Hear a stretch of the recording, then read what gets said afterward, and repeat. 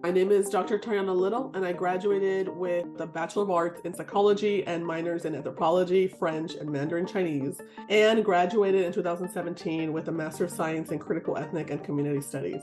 In addition to my UMass Boston degrees, I also hold a doctorate in public health from the Harvard Chan School of Public Health. Professionally, I'm the CEO and co-founder of Envision Productions, which is a social impact media agency, and we work with grassroots organizations, government agencies, and global brands. Outside of that, I am an instructor at Harvard University, where I teach graduate students how to be entrepreneurial and innovative in public health and medicine.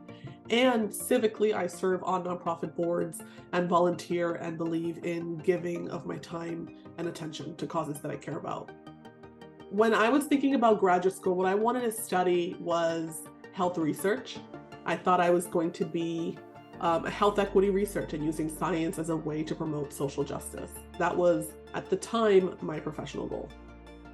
Because of the nature of the program that I was in the Critical Ethnic and Community Studies program that is social justice based and focused on making sure that marginalized students are at the center of the curriculum, my standout moment being a graduate student at UMass Boston was feeling represented in the classroom, feeling like my realities were real and that I did not have to convince anyone about what I was seeing in society or what I was seeing in my community.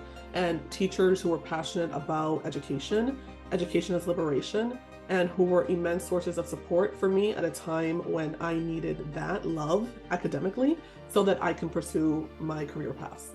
Initially, I wanted to become a McNair scholar because other serious students who wanted to go to graduate school, particularly who wanted to go into doctoral studies, were McNair scholars.